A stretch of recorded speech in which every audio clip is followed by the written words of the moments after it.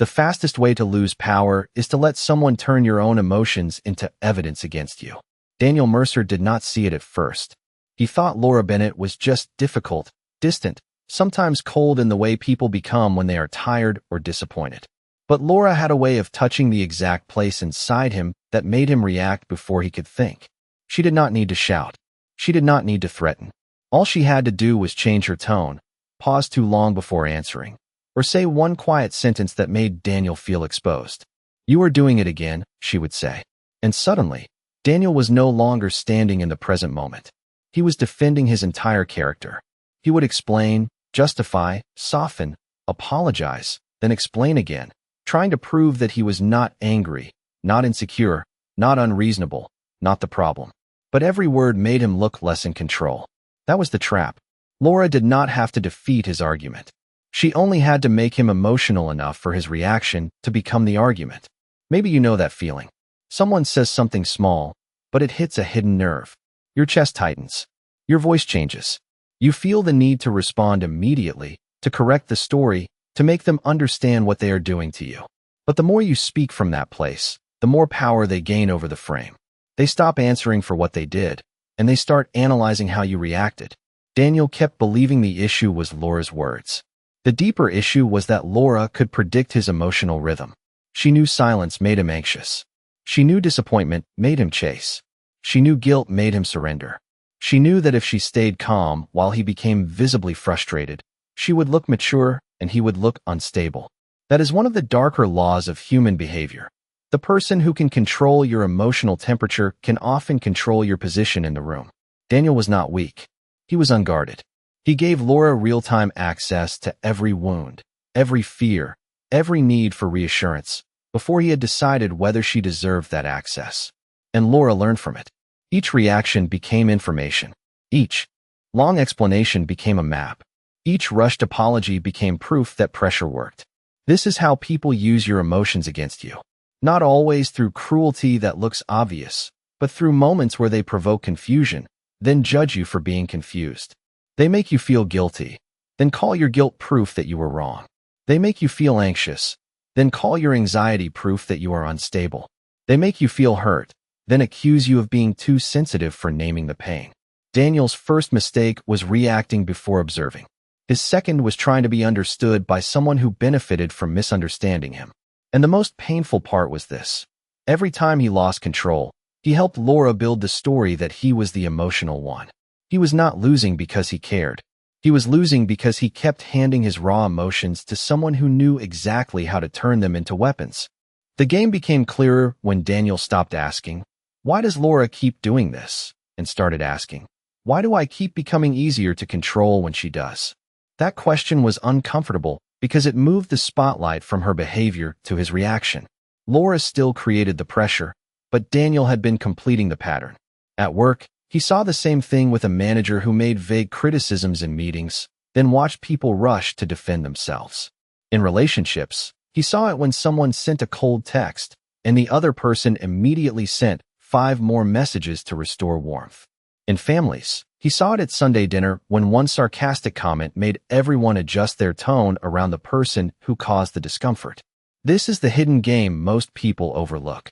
The person who creates emotional pressure is often watching who moves first. Daniel had always moved first. Laura would go quiet, and he would fill the silence. Laura would imply he was overreacting, and he would try to sound calmer, softer, safer. Laura would say, "I just do not know if I can talk to you when you get like this." And Daniel would forget the original issue, then focus entirely on proving he was not difficult. That is how the frame shifts. The conversation stops being about what happened and becomes about whether your emotions are acceptable. Once that happens, you are no longer solving the problem. You are auditioning for emotional permission. Maybe you have done this without realizing it. You were hurt, but you ended up apologizing for your tone. You noticed disrespect, but you spent the next hour proving you were not too sensitive. You felt someone pull away, and instead of asking whether the withdrawal was fair, you started trying to earn closeness back. That is not communication. That is conditioning. Laura did not need Daniel to agree with her version of reality. She only needed him to react strongly enough that his reaction could distract from the trigger. And the darker part is that this can look normal in American life. In an office, the person who provokes you quietly can appear professional when you finally sound frustrated. In a relationship, the person who withholds warmth can appear calm when you become anxious. In a family, the person who makes the cutting joke can appear harmless when you finally stop laughing. Daniel began to understand that emotions are not weakness, but unmanaged emotions become leverage. The issue was not that he felt anger, fear, guilt, or pain. The issue was that he handed those feelings over before he had processed them. He let Laura see the wound while it was still open. He tried to explain the wound to the person pressing on it. And every time he did, she learned more. She learned what made him chase. She learned what made him defend. She learned what made him surrender his own point just to keep the connection from feeling threatened. The hidden rule was simple. If someone can make you react before you reflect, they can make your reaction serve their story. Daniel was beginning to see the trap, and seeing it changed the air around him. Daniel's deepest mistake was not that he had emotions. It was that he kept delivering them too quickly to the exact person who knew how to use them. Laura did not need to guess where he was vulnerable anymore. Daniel had shown her through repetition. If she replied late, he became restless. If she sounded disappointed, he became apologetic. If she called him intense, he lowered his voice and tried to prove he was calm. If she went quiet, he filled the silence with paragraphs of explanation. That was the emotional pattern she could rely on. And once someone can rely on your reaction, they can begin to steer you without ever touching the wheel. Daniel thought over-explaining made him look honest. But around the wrong person, over-explaining does not create trust. It creates access. Every sentence gave Laura more material, more fears to press, more insecurities to reference later, more proof that he needed her approval before he could feel steady again. This happens in ordinary life more than people admit. A coworker makes one vague comment about your performance, and suddenly you send a long message proving how hard you work. A partner becomes cold, and suddenly you become warmer, more available, more careful, as if their distance has become your assignment. A family member calls you selfish, and suddenly you abandon your own boundary just to prove you are not. That is not maturity. That is emotional surrender disguised as peacekeeping. Daniel's need to be understood became the opening. He did not only want Laura to hear him. He needed her to confirm that his feelings were reasonable, and that need made him negotiable. Because the moment someone else becomes the judge of whether your emotions are valid, they can keep you trapped in trial forever. Laura understood this without saying it out loud. She could make one small accusation, then watch Daniel build the courtroom himself. He would bring evidence, explain the timeline, defend his intentions, apologize for his tone, clarify what he meant. By the end, the original wound was gone, buried under his effort to seem acceptable. This is how people use your emotions against you. They provoke the fire, then point to the smoke as proof you are unstable. They create the coldness, then call you needy for wanting warmth. They question your feelings, then call you dramatic for defending them. Daniel was not losing because Laura was more powerful.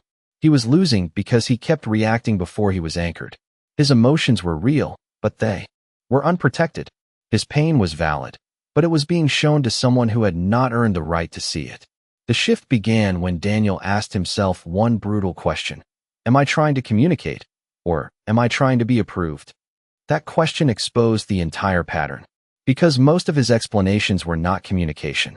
They were attempts to stop Laura from seeing him as difficult. They were attempts to earn back safety. And as long as he needed her approval to feel stable, his emotions would remain in her hands. The hidden law was simple, but Daniel had missed it for years. The person who controls the reaction controls the position. Laura did not need to dominate every conversation. She only needed Daniel to lose control of himself inside it. If he became defensive, she looked reasonable. If he raised his voice, she looked calm. If he sent too many messages, she looked detached and mature. If he tried too hard to prove he was not the problem, he somehow became the problem. Laura was not a monster. That would have made the pattern easier to reject. She was intelligent, composed, and deeply protective of her own image. She had learned that staying calm while someone else became emotional gave her social advantage.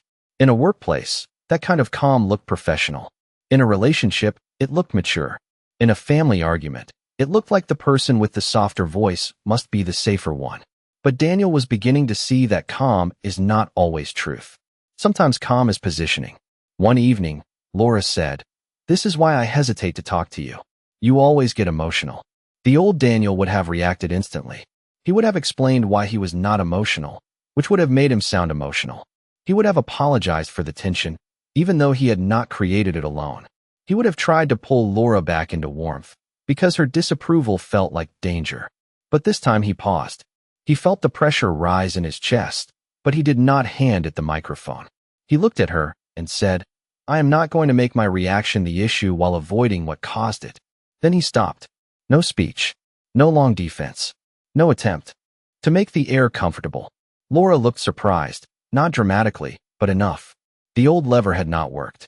That was the shift. In real life, power often moves in small moments like that. The coworker who makes a subtle dig loses leverage when you answer the point instead of defending your personality. The partner who uses distance loses leverage when you stop chasing the temperature back up. The family member who calls you sensitive loses leverage when you no longer treat their label as a command to shrink. Daniel was not becoming cold. He was becoming less available to manipulation. He understood that emotions are human, but reactions are information.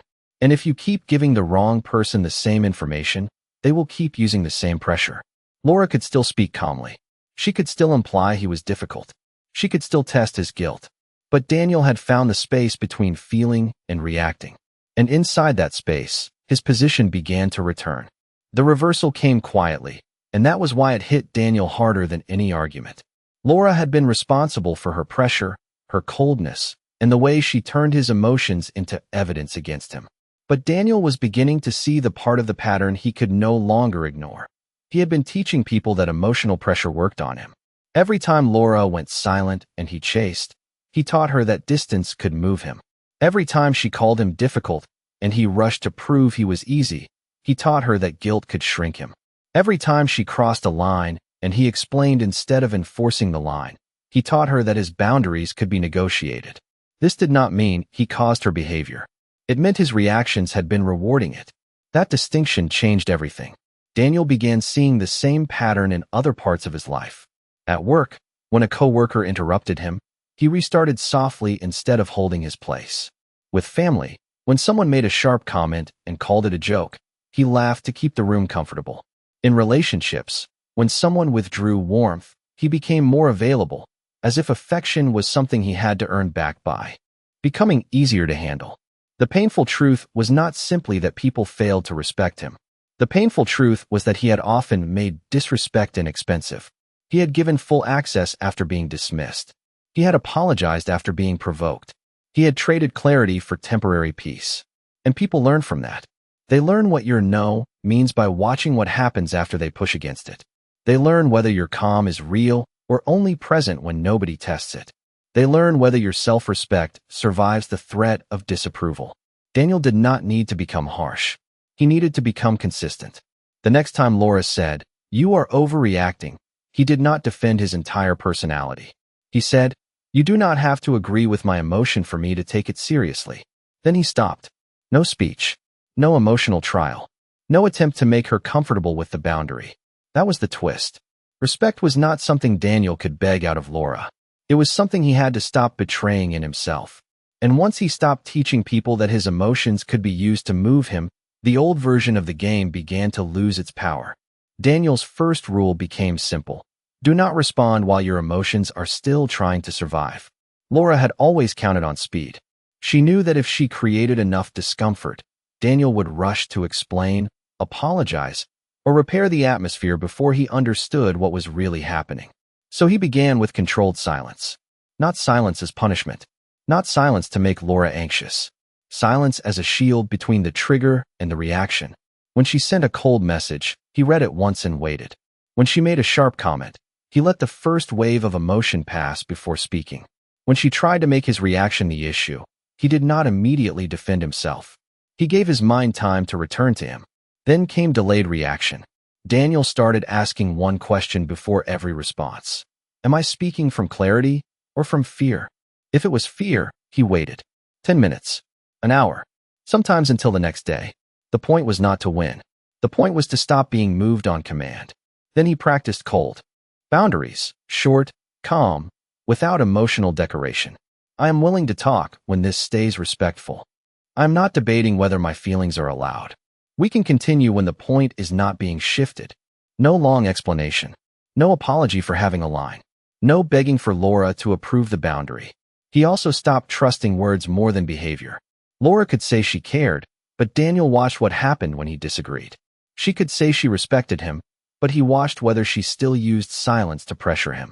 She could apologize, but he watched whether the pattern changed. This was not paranoia. It was observation.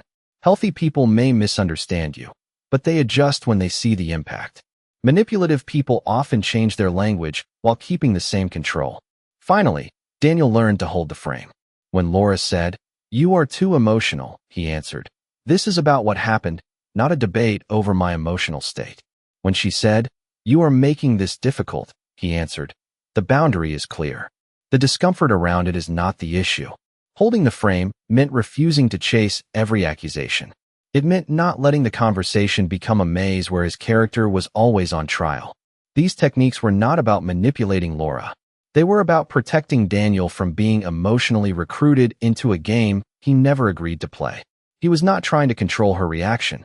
He was reclaiming his own. Daniel did not announce that he had changed. He simply stopped giving people the reactions they had learned to expect. That was what made the shift unsettling.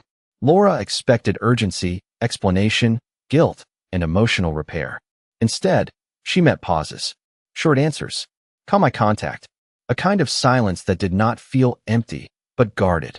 When she made a familiar comment about him being too sensitive, Daniel did not rush to prove he was reasonable. He looked at her for a moment and said, "That label does not change the boundary." Then he let the sentence stand alone. No defense followed it. No apology came behind it. No emotional spill gave Laura something to reshape. At work, people noticed the change too. When a coworker interrupted him during a meeting, Daniel did not shrink or restart softly. He waited, then said, "I was not finished." His voice was not loud, but it landed. In his family, when an old joke was aimed at him, he no longer laughed to protect the room. He stayed calm and said, "Do not make me the punchline." Then he moved on. That was the strange power of silence. It made people feel the line without Daniel needing to perform the pain behind it. He became harder to read because he stopped handing out his emotional blueprint. He still felt things deeply, but he no longer delivered every feeling to anyone who pressed the right button. Laura sensed it most. Her coldness no longer made him chase. Her disappointment no longer made him smaller. Her pauses no longer dragged him into panic. The old handles were gone. And when people can no longer predict your reaction, they begin to lose confidence in their control. Daniel was not becoming cruel. He was becoming contained. His warmth remained, but it had boundaries. His kindness remained, but it no longer came with unlimited access. His silence became a place where he returned to himself before anyone else could define him. That kind of calm creates a quiet gravity. People listen differently when they realize you are not speaking from the need to be approved. They approach differently when they realize guilt no longer moves you. They test less when they realize your emotions are no longer public property. Daniel had not become mysterious to play a game. He had become unreadable because his inner world was no longer available to people who only wanted to use it against him. Laura tested him again because people who once controlled your emotions rarely believe the old doorway is truly closed. They look for a smaller entrance, a colder pause, a sharper sentence, a moment with an audience. It happened at a Friday dinner with mutual friends, the kind of casual American night where everyone wants the conversation to stay light, even when something uncomfortable slips under the table. Daniel had just said he was no longer taking on last-minute favors at work because he needed his evenings back.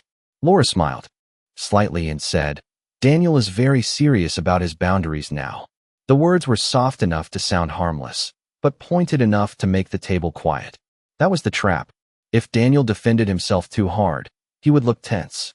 If he laughed it off, Laura would keep the old power. If he got emotional, the whole room would remember his reaction more than her comment. The old Daniel would have smiled nervously and explained that he was not trying to be difficult. This time he did not. He looked at Laura calmly and said, "Yes, I am." Then he took a drink of water and let the silence do the rest. No speech, no apology, no need to soften the moment for everyone else. The pressure had nowhere to land. Later, Laura tried coldness. She answered everyone in the group chat except him, leaving his message visible and untouched. Daniel felt the old pull in his chest, the familiar urge to ask if something was wrong, to repair the atmosphere, to make her warmth return. But he waited. He watched the impulse without obeying it. Then he sent one clean follow-up about the actual plan, nothing emotional, nothing pleading. Laura replied within minutes. That was the transfer of power. Her silence had become information, not instruction. Her sarcasm had become a signal, not a sentence. Her coldness no longer decided his worth. In that moment, Daniel understood that control does not disappear when the other person stops trying. It disappears when their tactics stop moving you. And once Daniel stopped reacting like someone afraid to lose approval, Laura had to face something she had not expected. His emotions were still there, but they no longer belonged to her. Daniel's identity changed when he stopped treating approval like proof of life. For years, he had measured his value through other people's emotional weather. If Laura was warm, he felt safe. If she was cold, he searched himself for what needed fixing. If she sounded disappointed, he became smaller, softer, easier to manage. But after that dinner, something settled inside him. He realized his worth could not keep rising and falling with someone else's tone. Laura could still be distant. She could still make careful comments. She could still test the room and see if guilt would move him. But Daniel no longer entered those moments as a man waiting to be judged. He entered them as someone who had already decided he belonged to himself. That changed everything. At work, he stopped apologizing before speaking clearly. With family, he stopped laughing at the jokes that made him disappear. In relationships, he stopped confusing emotional chaos with connection. Some people respected him more. Others called him different because they missed the version of him they could steer with discomfort. But Daniel understood now that not every complaint deserves correction. Sometimes people call you cold when you stop burning yourself to keep them warm. He was still kind, but no longer available for control. Still emotional, but no longer ruled by emotional pressure. Still open, but no longer careless with access. His silence no longer asked to be understood. His boundaries no longer begged to be approved. And slowly, the world around him began to respond to the man he had become, not the man they used to move. When you stop reacting like someone who needs approval, the world starts treating you like someone who has value. This is not only Daniel's story. It is the quiet test happening in your workplace, your relationship, your family, and your friendships. People do not only listen to what you say, they watch what your boundaries survive. At work, they watch whether you keep your voice when someone interrupts you, or whether you shrink to avoid tension. In love, they watch whether coldness makes you chase, whether guilt makes you apologize, whether distance makes you forget your own standards. In family, they watch whether an old label can still make you small, whether one sarcastic comment can still pull you back into the role they assigned you years ago. With friends, they watch whether your kindness still comes with unlimited access. Most people are not testing your words first. They are testing your limits. They want to know if your no stays alive under pressure. They want to know if your calm survives disapproval. They want to know if your emotions can still be used as handles. This does not mean everyone is evil. Some people test you because they are insecure. Some because they are careless. Some because the old version of you taught them there would be no consequence. But the lesson is the same. A boundary is not proven when you say it. It is proven when someone pushes against it, and you do not abandon yourself. Daniel learned this the hard way, and so do many people. If you keep explaining, people learn they can put you on trial. If you keep chasing, people learn distance controls you. If you keep apologizing for having emotions, people learn your feelings can be used against you. But when your boundary becomes consistent, something shifts. Some people adjust. Some people resent it. And both reactions reveal the truth. The people who respected you will learn the new line. The people who benefited from your lack of one will call the line a problem. Dark psychology becomes dangerous the moment you forget why you learned it. Daniel had to understand this before his strength turned into another form of damage. After seeing Laura's patterns clearly, part of him wanted to become colder, sharper, harder to reach.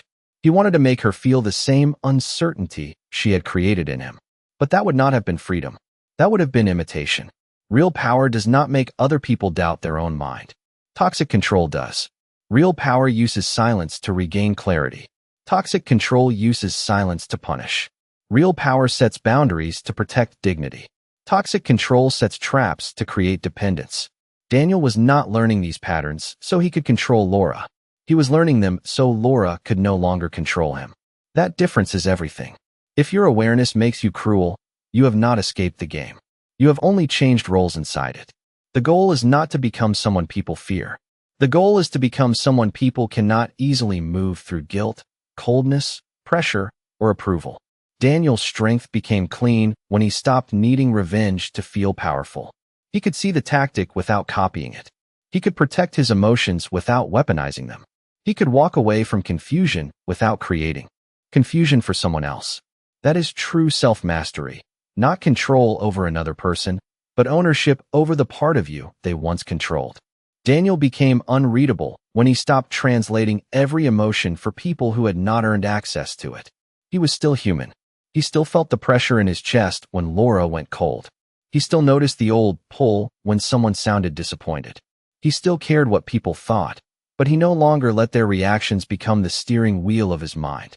That was the difference. He did not become emotionless. He became selective. He spoke less because not every feeling needed an audience. He paused more because not every accusation deserved a defense.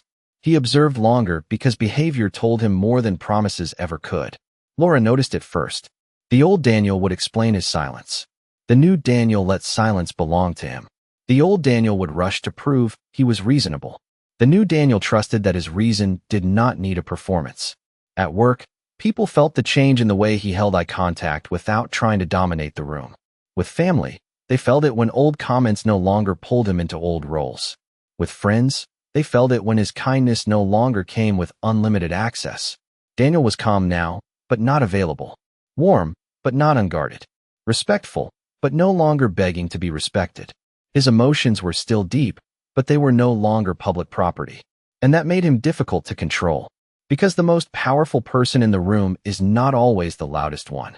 Sometimes it is the one who feels everything, reveals little, watches carefully, and never hands the wrong person a map to their inner world. By the end, Daniel did not need Laura to admit what she had done for him to be free from it. That was the final break. The old Daniel wanted recognition, an apology, a moment where Laura would finally say, "You were right to feel that way." But the new Daniel understood that waiting for the wrong person to validate your pain is just another form of control. Laura could still be distant. She could still speak calmly. She could still test him with silence, guilt, or careful little comments. But the spell no longer worked the same way. Daniel could see the mechanism now. He knew when coldness was being used as pressure. He knew when guilt was being used as a leash. He knew when his emotions were being invited into a room where they would later be used against him. And once he saw it, he could choose. That was the power he had been missing all along. Not the power to control Laura. Not the power to win every conversation. The power to stop handing over his inner world to people who had not earned the right to enter it. He could feel anger without becoming reckless. He could feel hurt without explaining it to unsafe ears. He could feel fear without letting fear speak for him. This is where emotional strength becomes identity. You stop reacting like someone who can be steered by approval. You stop treating every silence like abandonment. You stop offering your wounds as proof that you deserve basic respect. And slowly, the world meets a different version of you. Quieter, steadier, harder to read, harder to use. When you finally understand how people turn your emotions into weapons, you do not become cold. You become awake. You stop being pulled by every mood, every accusation, every withdrawal of warmth. You stop entering games designed to make you doubt yourself. And when you see the game, you are no longer the pawn.